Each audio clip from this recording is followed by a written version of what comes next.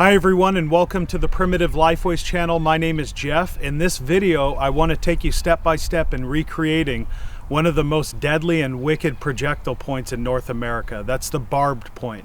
So stay with me, we'll get started.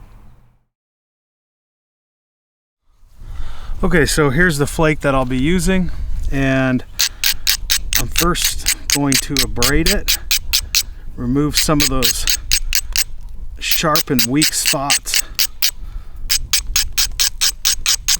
and then we can work on this bulb area in here. You can see it's quite bulbous on this side, and then it starts to thin out.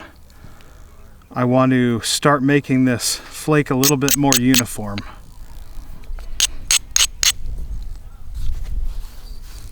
Okay, we'll just take a billet, copper billet, and very carefully remove some of these sides.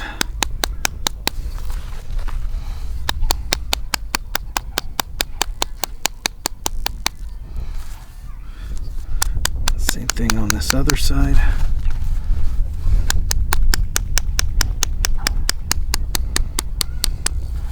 This is just extra debitage that I will not be using.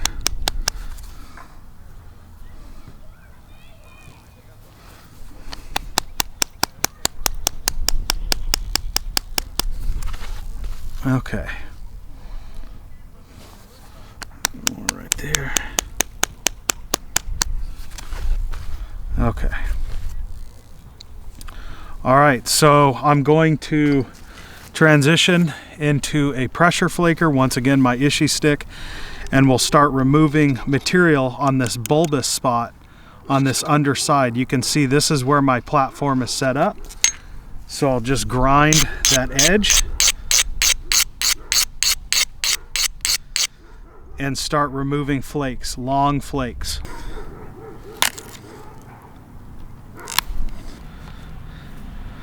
And you can see those flakes are running deep. I've got to be somewhat careful here and not getting it too thin.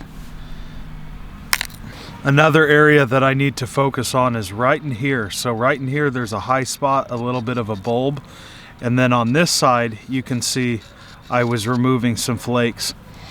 So I'll set up a ridge where I continue to thin this area out so I can start removing right here.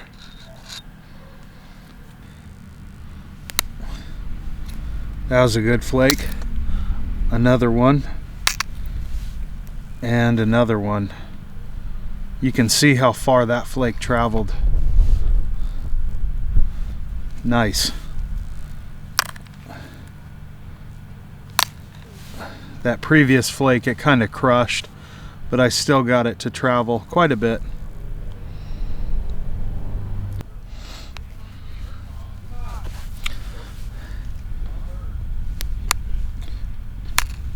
You'll have to excuse me for some of the background noise. It is the weekend and a lot of the neighbors are out. Kiddos are having fun and the adults are working on their properties. Yeah, that looks pretty good. So I'm going to try to send longer flakes. You can see this napping pad has a channel cut right in the center, and that's for the flake to travel further. Got to be really careful though.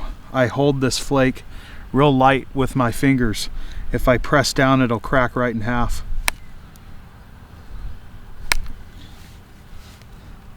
And you can see I'm getting longer flakes. I've got to be really careful right in here. You can see that's where I removed a larger flake with that copper billet. So it went down pretty good. I'll try to even that out and remove along this side and here. So there's a little bit of a ridge. Try to thin that out, but this is where I have to be careful. Once again, the whole process is just about being careful, but specifically this area,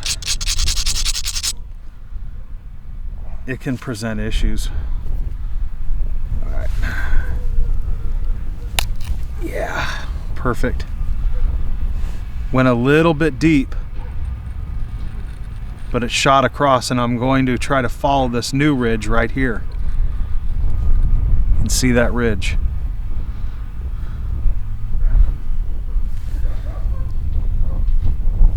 I think I got it. Yep, got it.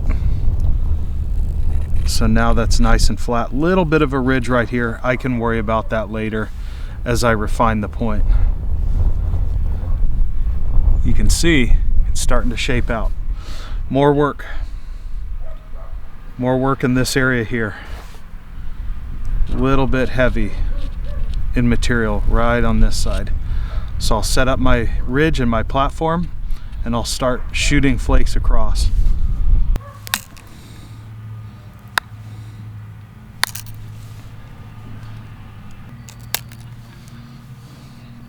Now when I start to get towards the tip and making it needle sharp, I hold off on that until I make my notches and barb this point. The reason is when I barb it, I have the chance of that tip flying right off, and then I have to reshape the whole point. So I do that last.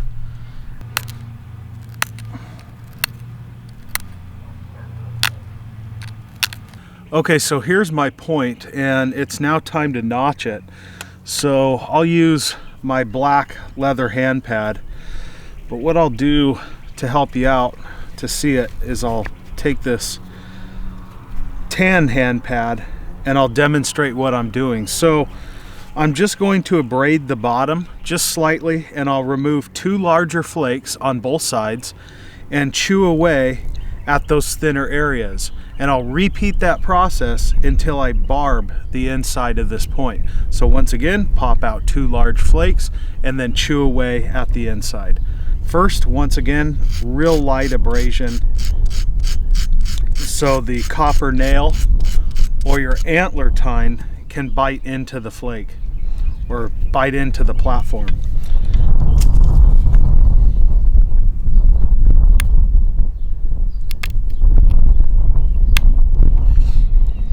So I just removed a nice large flake, and then I'll flip it over and just chew that inside. Flip it over and repeat the same process.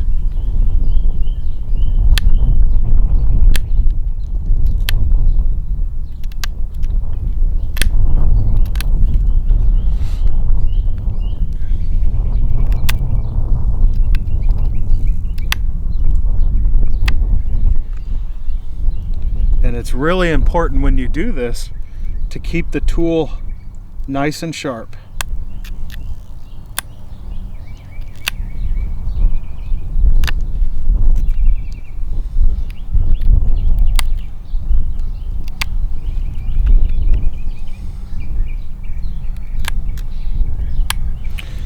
Now, when I'm at this point, I just have a shallow barb. I'll start on the other side. So same thing, remove a larger flake and chew away at that inside. Larger flake and chew away. And I just flip back and forth. I gotta be careful not to hit that barb, because that barb will fly right off.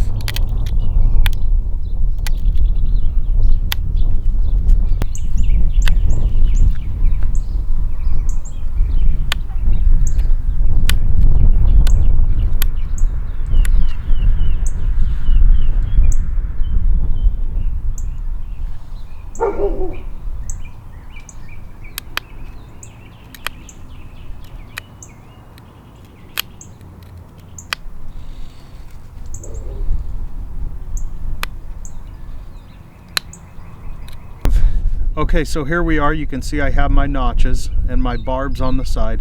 I'll go ahead and sharpen these barbs, and then, like I mentioned before, I keep this tip somewhat dull so it doesn't fly off as I'm creating my notches. So now I'm going to reprofile this, sharpen these barbs very carefully with this finer nail, and we'll get this looking very sharp.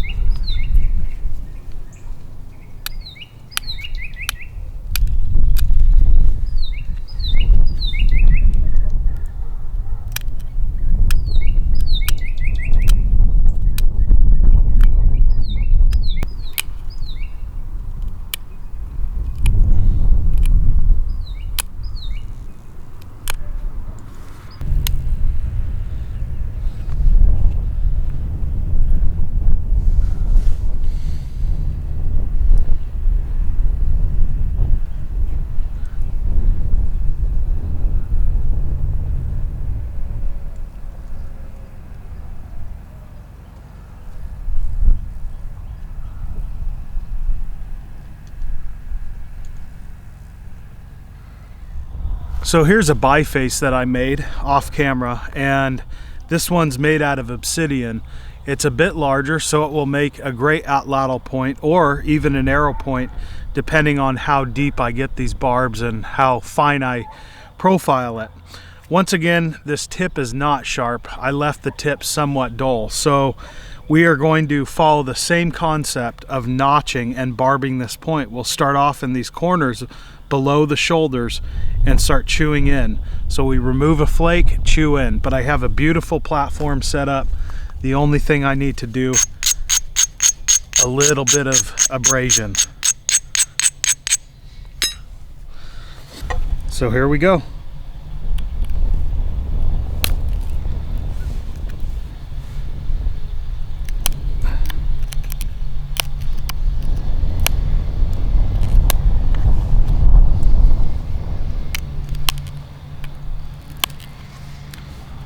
With these bigger points, making these barbs are so much easier. And the reason is, you have more mass across this surface compared to the smaller points. So we'll start on that other barb.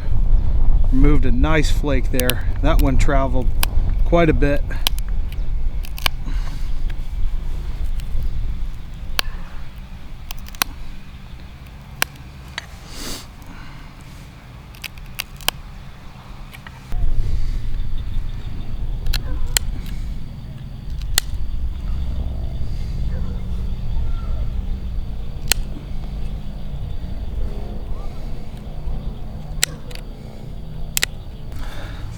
It's so much easier for me to work off of this black pad.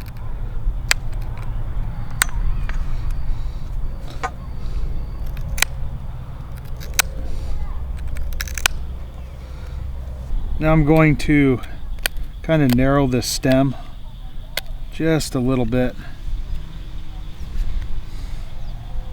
You can get really creative with the stem. You can even notch the stem. There's a lot you can do with the point.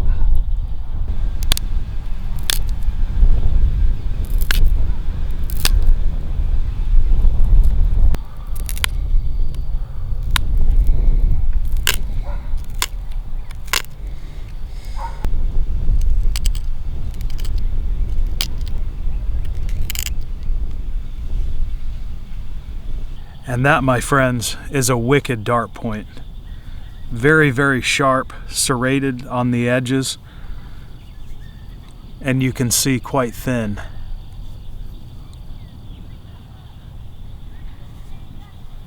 Here are some of the points that I made over the past few days, and these are various materials. So I have the day sight, some obsidian, I have a couple pieces of chert, and then a flake of flint.